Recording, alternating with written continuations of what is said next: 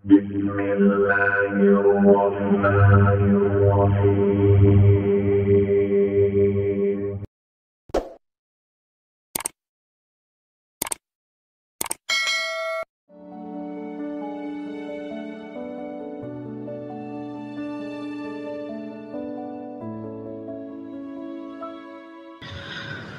yang kedua, Raja Muqawqis.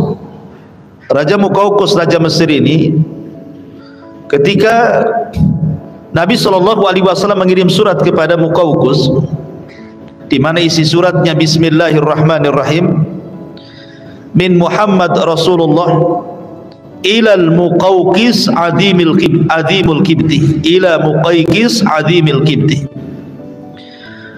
Bismillahirrahmanirrahim, dari Muhammad ibn Abdullah dan Rasulnya kepada Muqawqis atau Muqawqis, pembesar Kibti, maksudnya Mesir. Kibti itu kabilah Fir'aun.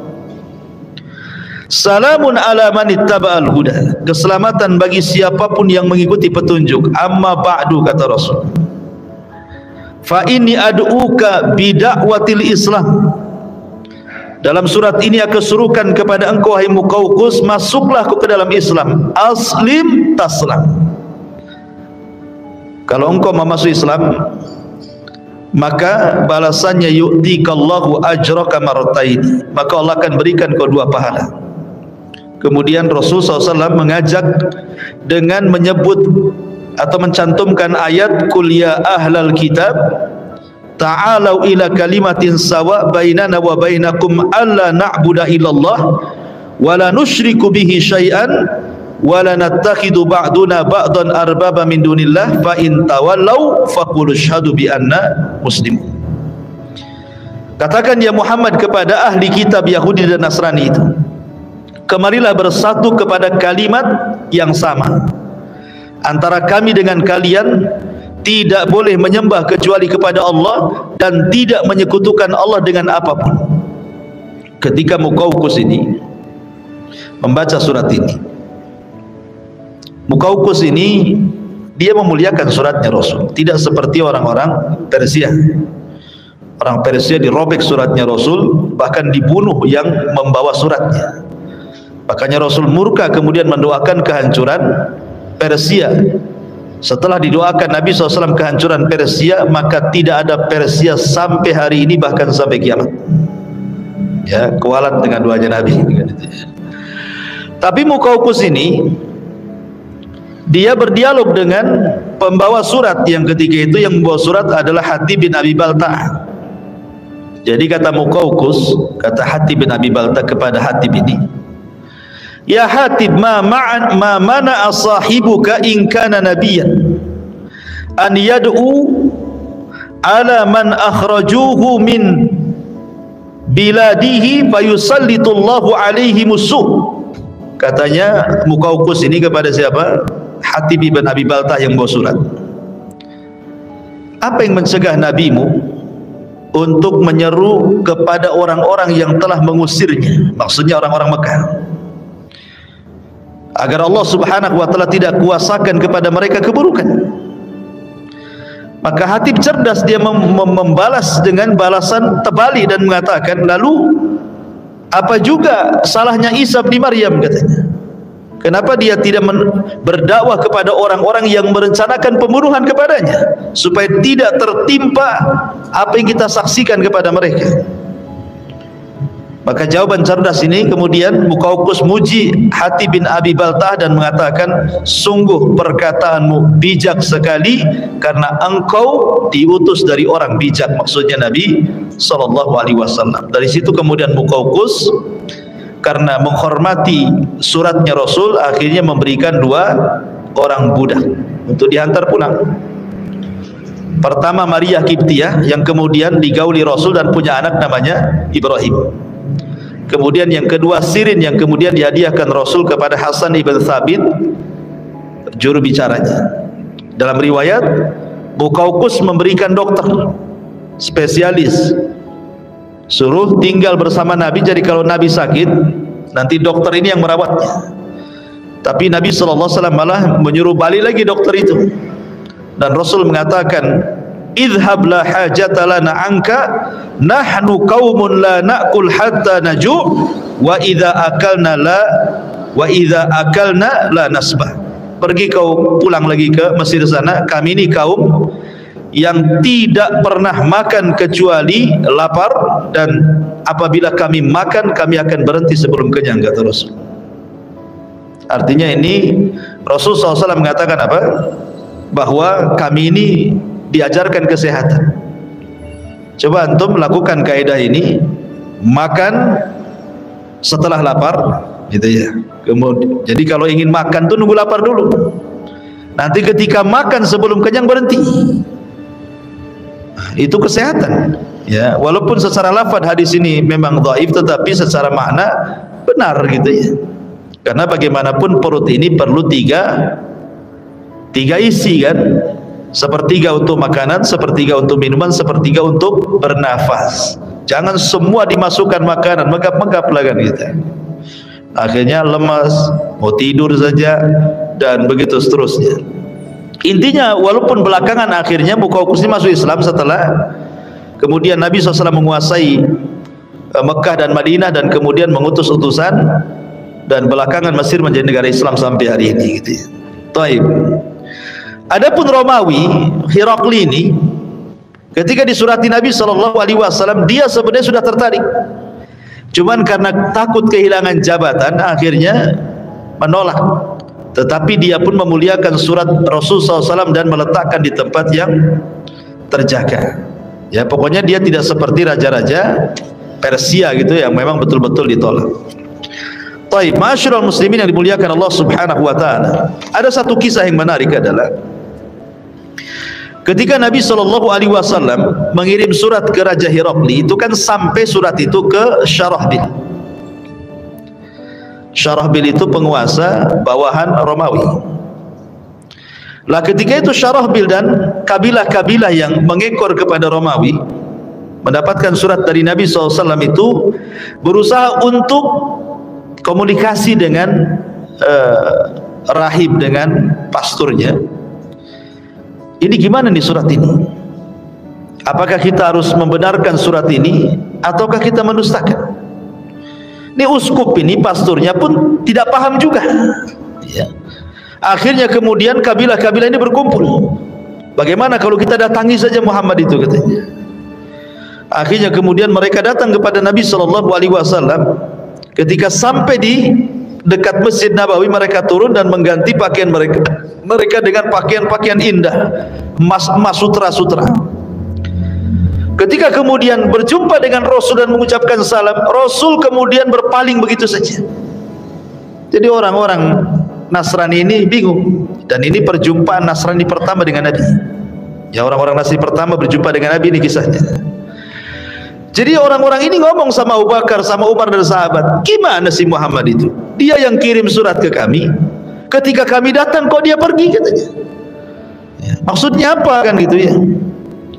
Akhirnya kemudian mereka bertanya kepada Ali bin Abi Thalib radhiyallahu anhu dan mengatakan, Rasul itu bukan tidak mau berjumpa dengan kalian. Masalahnya kalian itu menggunakan sutra dan emas.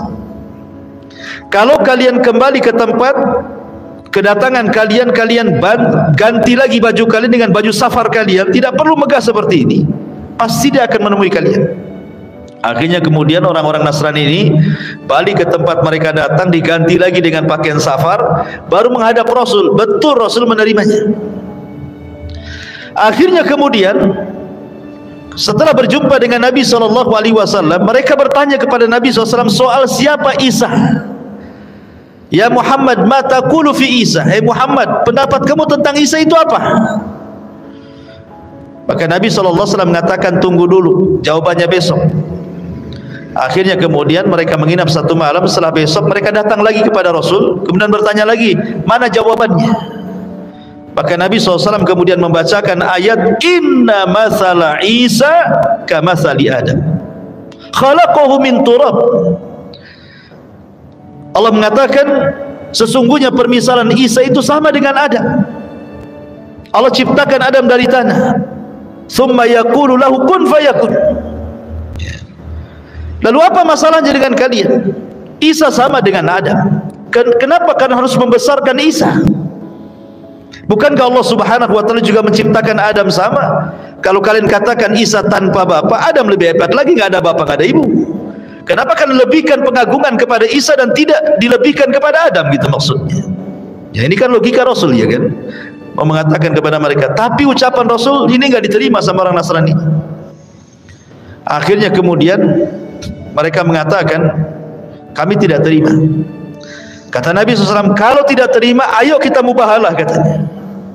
Rasul mengajak mubahalah, saling melaknat. Ajak keluarga kalian kemari, saya akan kumpulkan keluarga saya, ayo kita saling laknat di sini, biar Allah yang menyaksikannya. Akhirnya setelah kemudian mereka pulang dan siap membahalah, di tengah jalan takut mereka. Gimana ya kalau nabi-nabi, kalau memang dia benar-benar nabi, celaka kita, katanya.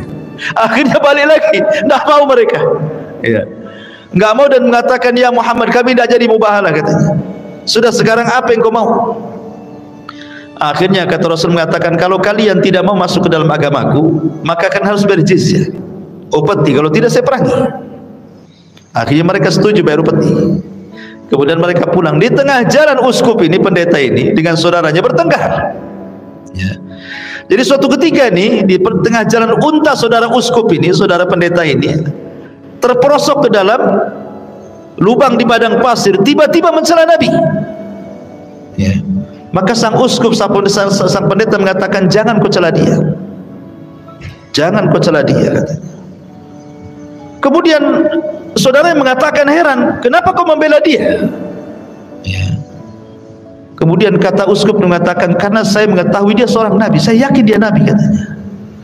Loh, kalau engkau memang mengakui dia nabi, kenapa engkau tidak ikut dia, katanya, kan? Kenapa ikut kami? Ikut aja sana, katanya. Akhirnya kata pendeta, ya tidak bisa lah, kalau saya ikut dia, marwah saya taruh di mana? Saya ini pemimpin kaum. Kalau saya ikut agama Muhammad, saya jadi orang biasa, katanya. Saya nggak jadi pendeta lagi, katanya. Lihatlah pendeta-pendeta yang masuk Islam kan jadi orang biasa, kan? Kecuali belajar agama jadi ustadz, kan, gitu ya. Ya harus mulai dari awal lah, kan, begitu. Akhirnya kemudian saudaranya ini malah marah. Oh, itu yang menghalangi engkau membenarkan hidayah, katanya. Kalau begitu biar aku yang masuk Islam, katanya. Dia yang masuk Islam, dia ke Madinah, dia pula yang masuk Islam, coba ya, kan, ya. Dia oleh yang mencela Islam, dia pula yang masuk Islam, ya. Tapi intinya bahwa kisah ini di sini bagaimana Nabi SAW ada hubung kait dengan orang-orang Nasrani, ya kan? Intinya di situ. Kemudian yang kedua, pembahasan yang kedua, hubung kait Nabi SAW dengan Nabi Isa. Apa hubung kait Nabi SAW dengan Nabi Isa? Masyarul muslimin yang dimuliakan Allah Subhanahu wa taala, dalam hadis Luqman ibn Amir, dia pernah mendengar Aba Umamah berkata kepada Nabi SAW, ya Nabi Allah, wahai Nabi Allah, dari mana kau memulai dakwah? Dari mana kau memulai dakwah? Maka Nabi SAW mengatakan, da'watu Ibrahim wa bushra Isa wa ra'at ummi annahu yakhruju minha nurun adha'at lahu qusur Syam. Saya memulai dengan dakwahnya Ibrahim tauhid, dan saya memulai dengan kabar gembira yang diberikan kepada Isa akan kedatanganku. Dan waktu ibuku sedang melahirkan keluar cahaya, yang cahaya melesat ke istana-istana yang ada di Syam dan menerangi istana itu. Sini kata Nabi SAW mengatakan, wa bushra Isa, aku memulai karena Isa sudah dihabar gembirakan akan kedatangan diriku. Dan Nabi SAW menjadikan Isa itu sebagai persaksian yang menjamin orang masuk surga. Kata Nabi SAW, man qala asyhadu an la ilaha illallah wahdahu la syarikalah wa anna Muhammadan abduhu wa rasuluh wa anna Isa abdullah wa rasuluh wa kalimatuhu alqaha ila Maryam wa ruhum minhu wa annal jannata haqqun wan naru haqqun adkhalahu Allahu al jannata ala ma kana minal amal. Kata Nabi SAW, siapa yang bersaksi tidak ada sembahan yang berhak disembah kecuali Allah, yang tidak ada sekutu baginya, dan Muhammadlah hamba dan utusan Allah, dan Isa adalah hamba Allah dan Rasulnya.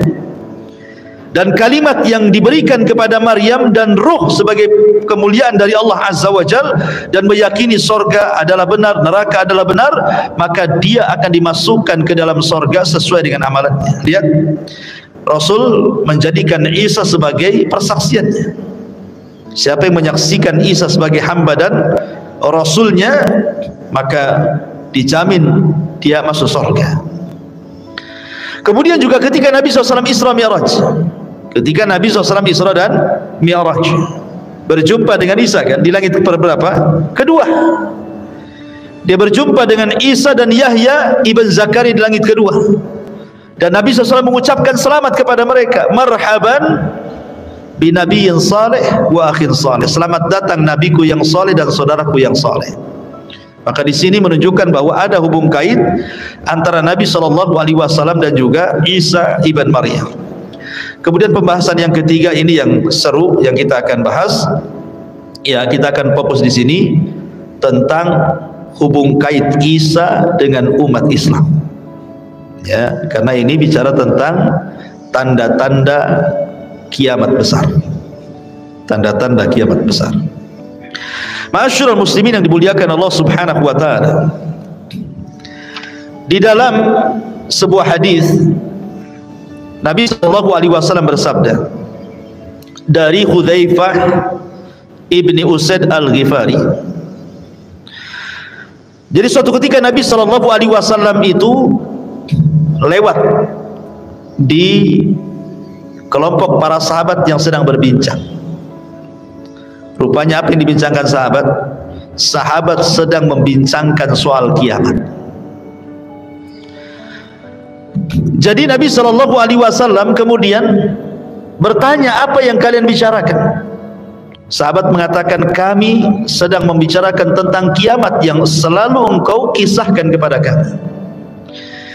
Maka Rasulullah SAW mengatakan, lan taqumas sa'ah hatta tarau qablaha asyra ayat. Tidak mungkin tegak kiamat sampai kalian melihat 10 tanda besar kiamat.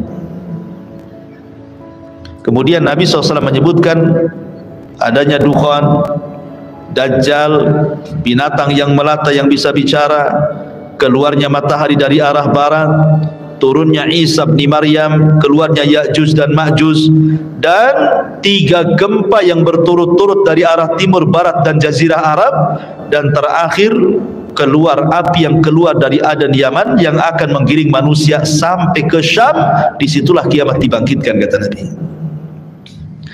Lah di antara 10 tanda kiamat itu adalah nuzulu Isa bin Maryam, turunnya Isa bin Maryam. Inilah ada hubung kait alaqah Isa dengan umat Islam. Bagaimana kisahnya? Ini yang menarik, ikhwan. Ma'asyiral muslimin yang dimuliakan Allah Subhanahu wa taala. Ketika kaum muslimin kebingungan karena tidak ada pemimpin yang bisa memimpin mereka dan dunia sudah kacau, maka tiba-tiba Allah Subhanahu wa taala takdirkan seorang keturunan Nabi dari Hasan ibnu Ali. Namanya sama dengan nama Rasul Muhammad dan nama bapaknya sama dengan nama bapak Rasul Abdullah, Muhammad ibn Abdullah Al-Hasani Al-Alawi. Muncul di Mekah. Kemudian Allah perbaiki dalam satu malam. Allah berikan kecerdasan. Kecerdasan dalam memimpin, bersiasat, perang dan begitu seterusnya. Akhirnya orang-orang membaiat kepada orang ini yang disebut dengan Al-Mahdil Muntadhar, Imam Mahdi yang ditunggu-tunggu kaum muslimin. Akhirnya kemudian kemunculan Imam Mahdi ini terdengar oleh tentara yang ada di Syam. Maka mereka pun datang membawa pasukan untuk membunuh Imam Mahdi. Tapi di antara Mekah dan Madinah ada namanya Baidah. Tiba-tiba terjadi gempa dan menghancurkan semua pasukan yang hendak membunuh Al-Mahdi. Allah buat gempa dan Allah masukkan ke dalam tanah. Itulah tanda yang paling jelas tentang kemunculan Imam Mahdi. Jadi kalau ada orang yang ngaku Imam Mahdi harus ada tanda yang ini. Kalau belum ada tanda, ada pasukan yang kemudian ditenggelamkan ke bumi oleh Allah di Baida, berarti Imam Mahdi kaleng-kaleng, kan? Imam Mahdi ngaku-ngaku. Karena sejak zaman dulu pun sudah ada orang ngaku Imam Mahdi. Sejak zaman dulu. Contoh umpamanya di zaman Imam Malik. Di zaman Imam Malik itu sudah ada orang ngaku Imam Mahdi. Jadi ada keturunan Husain kalau tidak salah di zaman Imam Malik itu memberontak. Namanya Muhammad ibn Abdullah juga, ya, memberontak kepada kerajaan Umayyah, kerajaan Abbasiyah. Dan orang-orang mengira bahwa itu Al-Mahdi. Lah kebetulan Imam Malik itu berfatwa, yang fatwanya bicara tentang talak. Apakah talak yang dipaksa itu jatuh atau tidak jatuh?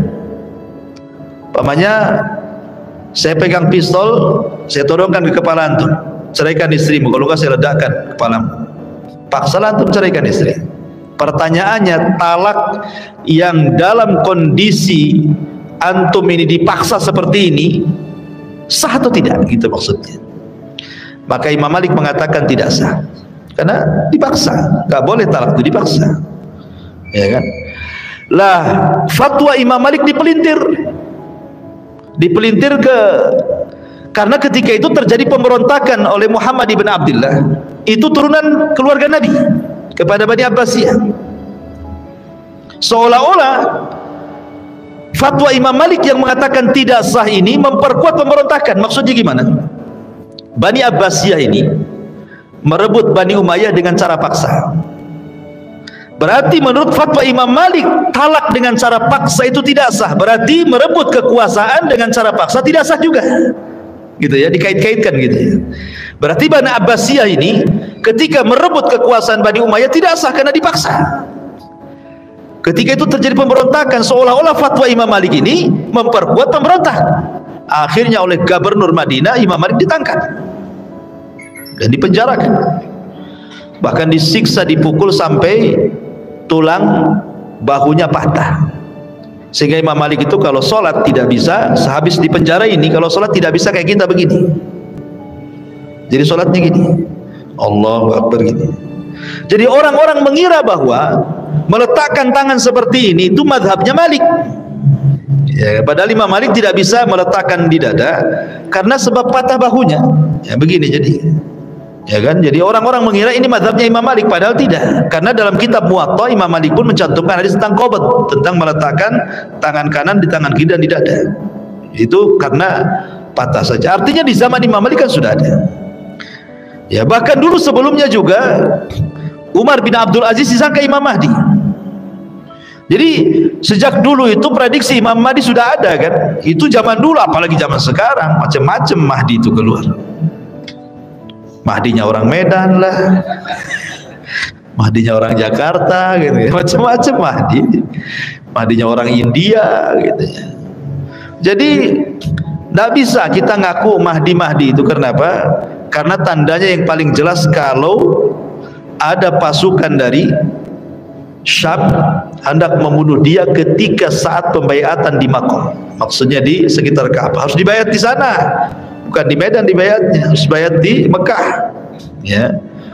Dan pasukan yang akan membunuhnya harus tertimpa gempa di Baida antara Mekah dan Madinah. Kalau kita mendengar itu berarti memang yang dibayat di Imam Mahdi, itu maksudnya. Singkat cerita, Imam Mahdi pun kemudian perang bersama kaum muslimin. Kemudian terjadilah perang yang disebut di dalam hadis itu sebagai Malhamatul Kubra, atau istilah Yahudi Armageddon, atau istilah kita Malhamatul Kubra, perang salib antara Islam dan orang-orang Romawi. Itu perang tidak ada yang lebih dahsyat dibandingkan perang itu. Perang-perang dunia pertama, dunia kedua, atau mungkin akan dunia ketiga lagi gitu, tidak sedahsyat perang itu. Karena itu perang penghabisan. Kemana Yahudi? Yahudi tidak ikut di sini. Ketakutan sembunyi dia. Makanya kemudian ketika Yahudi tidak ikut membantu orang Nasrani, Dajjal keluar, marah kepada orang Yahudi. Karena kata Nabi SAW, Dajjal itu tidak keluar kecuali karena sebuah kemurkaan yang disulut. Dan dia murka karena Yahudi diam saja ketakutan. Makanya Dajjal keluar di situ. Lah dalam peperangan ini kan kaum muslimin menang. Padahal sebelumnya kaum muslimin bersama orang Nasrani itu ada hubungan untuk menyerbu negara yang bukan ahli kitab, dan mereka menang. Tiba-tiba kemenangan itu diklaim oleh orang-orang Nasrani, maka orang Islam marah dan mengatakan kemenangan ini milik Allah. Makanya kemudian akhirnya terjadi kerenggangan, pembatalan islah, kemudian terjadi perang yang disebut dengan Malhamatul Kubra itu. Singkat cerita, akhirnya ketika kaum muslimin menang, disinilah turun Dajjal. Turun atau Dajjal keluar, bukan turun, muncul Dajjal. Dan Dajjal muncul diikuti oleh 70.000 Yahudi Asfahan, itu pasukan intinya. Kemudian keliling dunia selama 40 hari 40 malam dan berhasil menguasai sebagian besar dunia, menjadi pengikut Dajjal. Lah Al-Mahdi tidak bisa melawan Dajjal dengan pasukan sebanyak itu. Akhirnya kemudian Al-Mahdi ini membawa kaum muslimin untuk sembunyi di gunung. Mereka balik ke Palestina, ke Syam, kemudian sembunyi di gunung bersama kaum muslimin, karena mereka tidak bisa menghadapi Dajjal dan pasukannya. Lah selama mereka bersembunyi itulah akhirnya mereka pun merasa kelaparan, karena bagaimanapun mereka harus makan. Sampai-sampai dikisahkan bahwa kalaulah ada kepala kerbau itu jauh lebih baik dibandingkan punya uang banyak, karena yang mereka hajatkan makan. Harta ghanimah buat apa kalau tidak ada makanan? Ya. Tetapi kemudian lama-lama mereka kelaparan, berpikir nih kalau kita tetap bersembunyi di sini, kita mati konyol di sini. Kita harus perang. Kita harus menghentikan kejahatan Dajjal ini. Dia sudah memfitnah banyak manusia, kita harus menghentikannya. Maka sepakatlah pasukan bahwa esok hari mereka akan bertempur melawan Dajjal. Walaupun kekuatan mereka tidak seberapa, tapi minimal ini upaya terakhir mereka untuk melawan Dajjal. Imma nasrun wa imma syahadah, menang atau mati syahid, gitu bahasanya. Akhirnya kemudian mereka pun tertidur malam itu dengan sangat pulasnya. Kemudian di waktu menjelang subuh mereka bangun. Kemudian Imam Mahdi memerintahkan muadzin untuk mengumandangkan azan. Saat selepas azan itulah mereka dikagetkan dengan langit yang tiba-tiba gelap. Langit tiba-tiba gelap. Kenapa Allah Subhanahu wa taala gelapkan langit? Rupanya disitulah Allah Subhanahu wa taala hendak menurunkan Isa bin Maryam. Dalam keyakinan ahli sunnah dan keyakinan Islam, Isa itu belum mati. Isa itu ditidurkan kemudian diangkat ke langit, dan itu pendapat jumhur mayoritas ulama. Walaupun ada yang menyelisih seperti Imam Suyuti mengatakan Isa itu mati kemudian diangkat, tapi nanti akan diturunkan lagi katanya. Tapi pendapat yang kuat bahwa Isa itu belum mati, dia hidup, cuma ditidurkan kemudian diangkat ke langit dan akan turun di akhir zaman. Lah ketika Isa turun, maka Isa kemudian turun dari langit kedua bersama dua malaikat yang mengapitnya. Sampai-sampai Nabi SAW menjelaskan dia memakai mahrudataini, kain semacam kain ihram yang diapit dua malaikat, ya kan? Kemudian juga di mana kain itu mengeluarkan bau minyak za'faran dan misik. Dan apabila kemudian wajahnya tertunduk ke bawah seperti ini, maka akan menetes air seolah-olah dia habis mandi. Padahal tidak, karena rambutnya keriting kemudian lurus sampai bahu. Dan kata Nabi SAW, warna kulitnya putih kemerah-merahan seperti seolah-olah dia baru keluar dari hammam. Mungkin bahasa kitanya habis sauna lah gitu ya. Jadi bersih Isa itu. Kemudian turun ke bumi. Di mana turunnya Isa? Isa turun di sebuah menara di sebelah timur Damaskus. Lah menara itu ma'asyiral muslimin yang dimuliakan Allah Azza wa Jal, Manaratul Bayda yang berwarna putih itu sudah ada. Sekarang ada menaranya. Ada di pasar. Ya, di pasar itu ada menara dan itu sudah umurnya sudah ratusan tahun. Di mana? Di Suriah sana, Damaskus. Ya, panjangnya sekitar ya 15 meteran lebih lah. Di mana Isa itu akan turun di situ. Kemudian setelah Isa turun, maka Isa akan memakaikan baju perangnya. Kemudian setelah dia pasang baju perangnya, kemudian dia menemui kaum muslimin yang ada di gunung yang sedang bersembunyi. Ketika kemudian kegelapan itu hilang, maka mereka melihat di hadapan mereka adalah ruh Allah, ada Isa bin Maryam. Kenapa mereka mengenali Isa? Ya dari ciri-ciri yang disampaikan Nabi ya kan tentunya.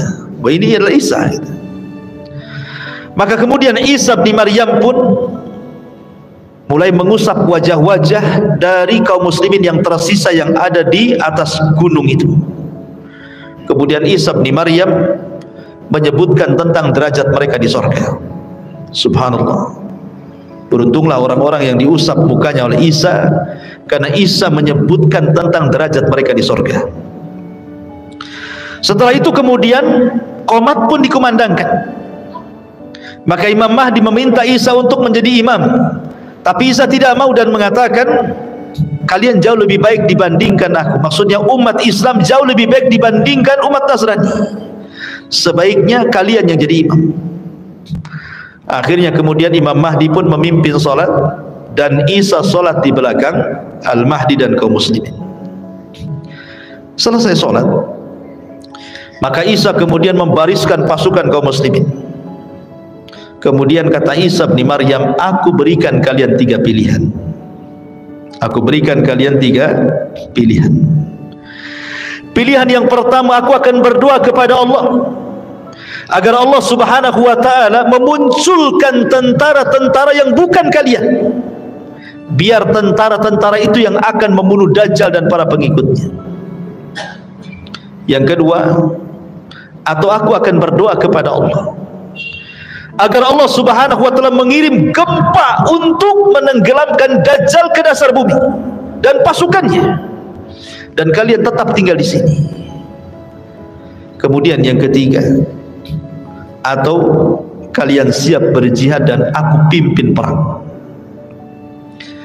Maka kaum muslimin ketika itu berpikir tentu yang ketiga lebih utama, karena mereka berpikir bahwa Dajjal sudah merusak, mencelakakan keluarga mereka, memfitnah kaum muslimin. Masa kita diam saja?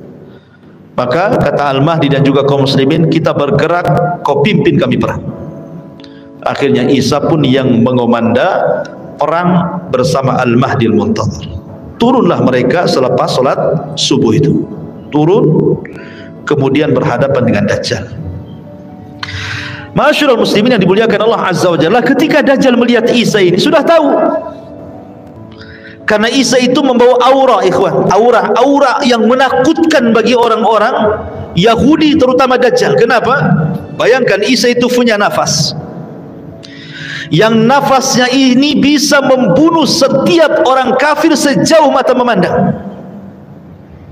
Jadi kalau Isa meniup dengan nafasnya, maka sejauh mata memandang tidak ada orang kafir kecuali mati. Baik dia memandang ke arah kanan, ke arah kiri, ke arah depan, ke belakang, kalau dia meniup dengan nafasnya, maka tidak ada orang yang kafir yang selamat dari nafasnya sejauh mata memandang. Gimana orang tidak takut? Ya.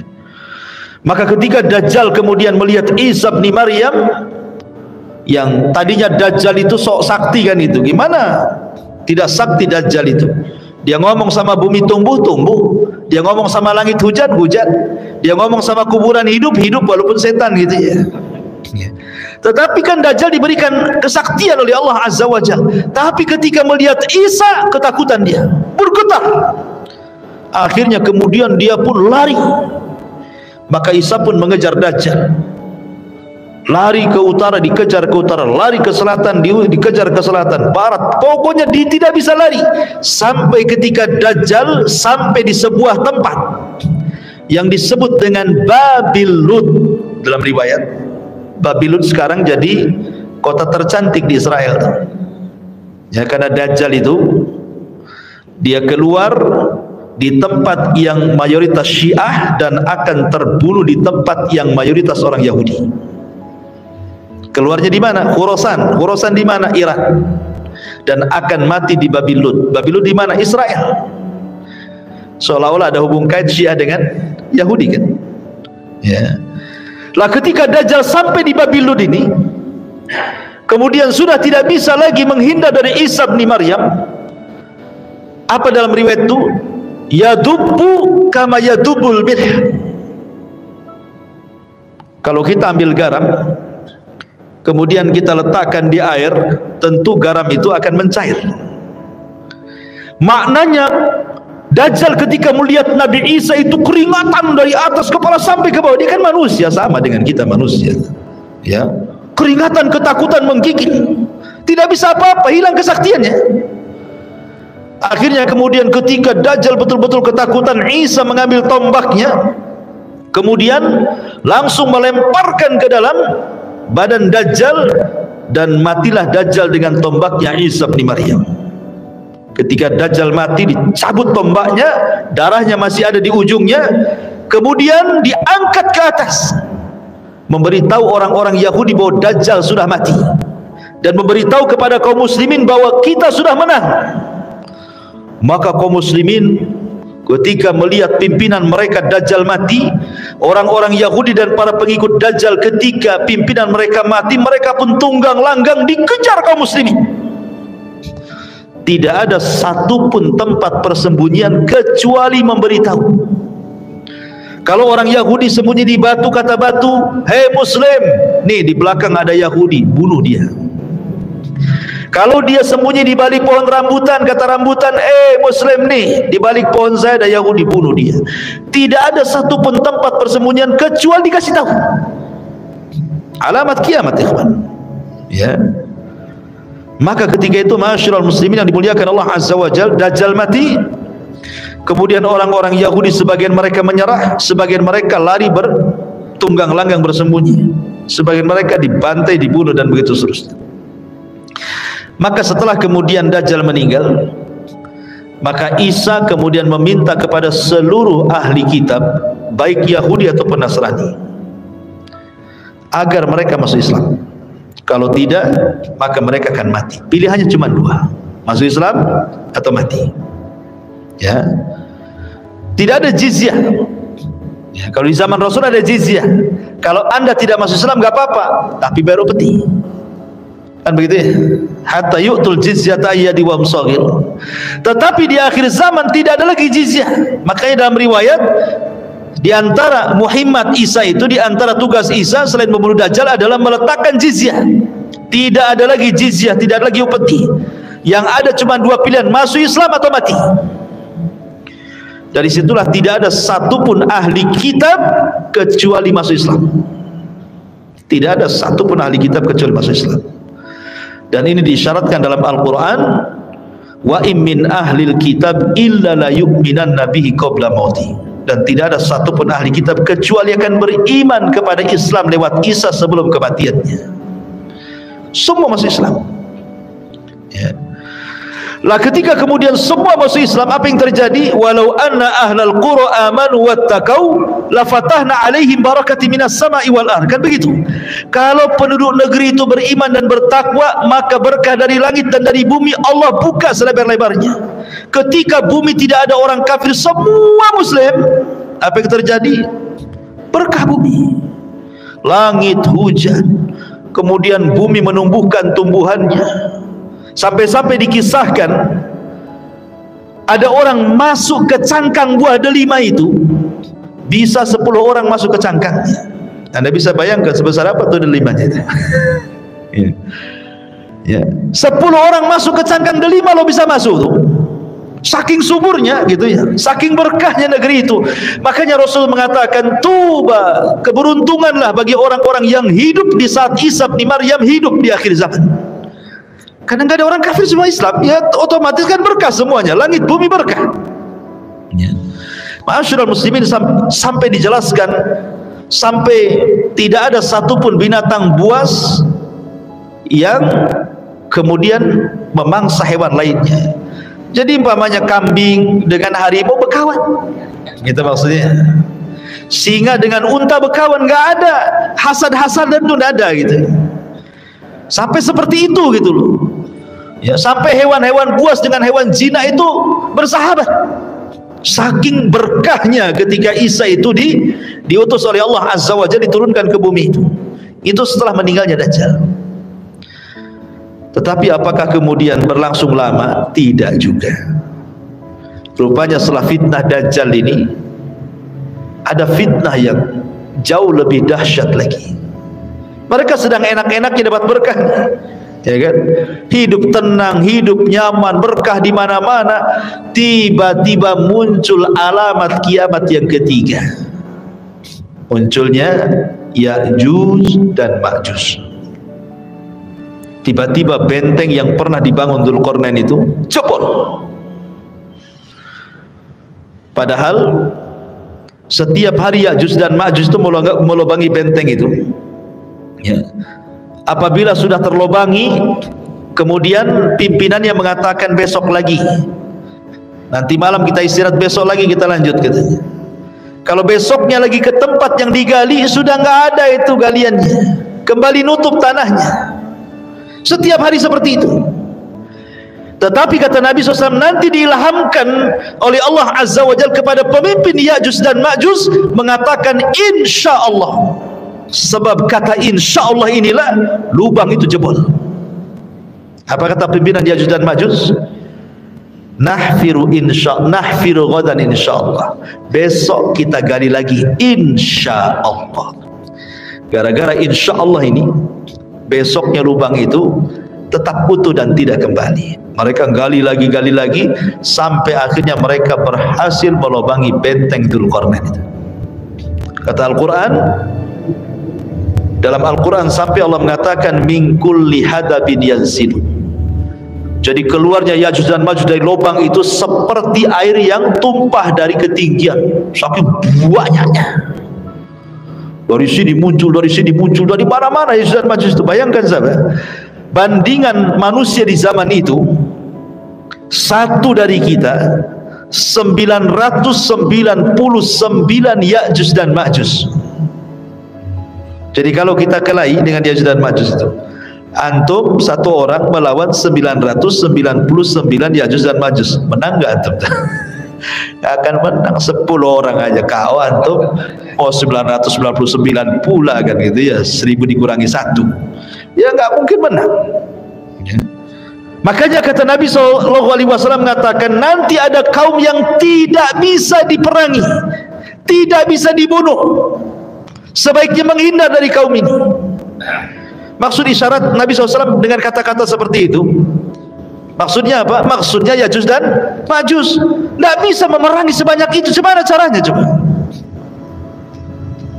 Akhirnya kemudian terpaksa Isa bin Maryam mengajak kaum muslimin untuk mengungsi lagi ke gunung.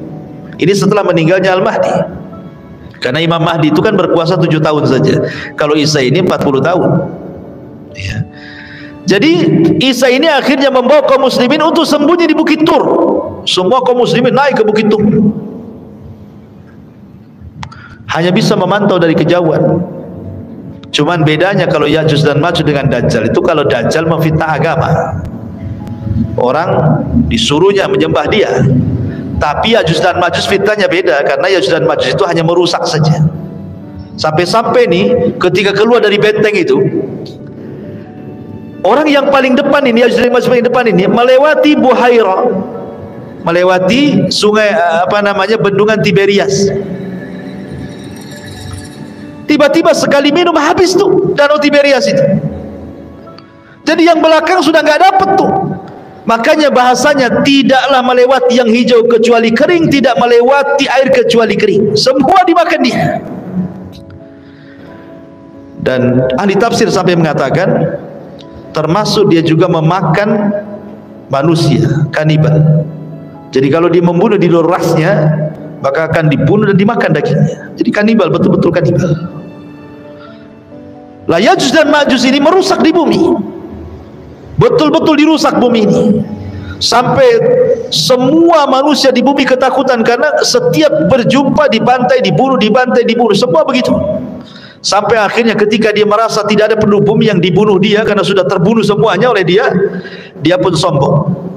Kesombongannya sampai kemudian mengatakan di hadapan Allah, qatalna man fil ardi sanaqtuluhu man fis sama. Kami sudah membantai semua manusia yang ada di bumi, sekarang giliran makhluk yang di langit kami bantai juga, katanya. Itu sombong tuh. Akhirnya mereka pun mengarahkan panah, tombak, kemudian dilesakkan ke langit. Subhanallah, Allah sedot panah dan tombak itu sampai di balik awan. Wa makaru makran wa makarna makran wallahu khairul makirin. Silakan kau buat makar, Allah punya makar sendiri, dan sebaik-baik makar adalah makar Allah. Akhirnya panah itu tidak kembali lagi, tombak yang dilempar tidak kembali lagi, sudah nggak nampak di balik awan itu. Tapi Allah buat makar, rupanya sengaja tombak dan panah itu dibalikan ke bumi, dan ujung-ujungnya seolah-olah ada darah yang menetes. Jadi seolah-olah mereka sudah membantai yang di bumi dan yang di langit, gitu maksudnya. Padahal itu makarnya Allah, dibalikan lagi senjatanya.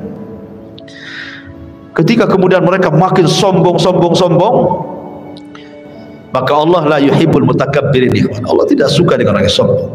Maka Isa berdoa kepada Allah Azza wa Jalla, melihat kerusakan semakin rusak. Akhirnya Isa berdoa kepada Allah, Allah Subhanahu wa taala azab Ya'juj dan Ma'juj dengan cara apa? Dengan cara dikirim naghaf. Naghaf itu seperti dud, ulat kecil, ya kan? Jadi saat Ya'juj sedang tertidur, tiba-tiba di masing-masing tengkuk Ya'juj dan Ma'juj ada ulat yang menggigit dan masuk ke kepalanya. Itulah yang membunuh Ya'juj dan Ma'juj. Anehnya lagi, satu mati semua. Bukan ini dulu mati, besok ini, enggak. Ya, kayak matikan kontak listrik. Pamannya ini listrik satu Al-Fajr ini cuma satu stop kontak gitu. Sekali mati ya mati semua gitu maksudnya. Serentak matinya itu. Subhanallah, bayangkan ya. Kuasa Allah, ya. Serentak matinya. Hari itu mati semua Ya'juj dan Ma'juj. Anda bisa bayangkan kalau jumlah Ya'juj dan Ma'juj satu dibanding 999, sebanyak apalah bangkai Ya'juj dan Ma'juj yang ada di bumi itu? Tentu tidak ada satu jengkal di bumi kecuali ada bangkainya, kan? Makanya kemudian Isa berdoa lagi supaya Allah membersihkan bangkai-bangkainya. Turunlah kemudian burung-burung sebesar unta, kemudian melempar jasad-jasad itu entah berantah kemana, ke laut mana, sampai betul-betul bersih. Namun ada sisa-sisanya.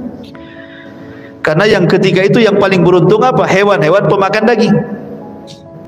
Dengan jasadnya, bangkainya, Ya'juj dan Ma'juj yang paling untung hewan-hewan pemakan daging, kan? Banyak makanannya di mana-mana Ya'juj dan Ma'juj, kan gitu.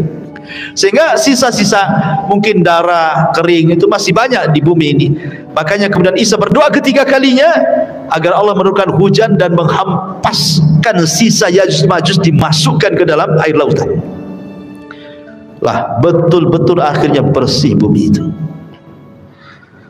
Akhirnya kemudian Isa pun turun bersama kaum muslimin, kemudian sempat melakukan haji dan umrah, dan selepas itu kemudian meninggal dunia.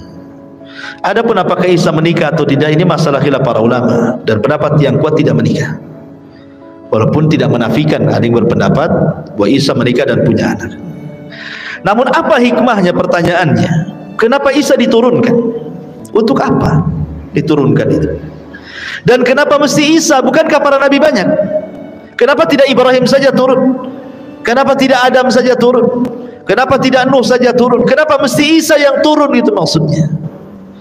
Sebagian para ulama menjawab bahwa karena Nabi Allah Isa alaihi salatu wasallam dihabarkan kepadanya tentang akan kelahiran sosok Nabi akhiruz zaman dan umatnya sebaik-baik umat. Maka Isa berdoa kepada Allah agar menjadi umat Nabi.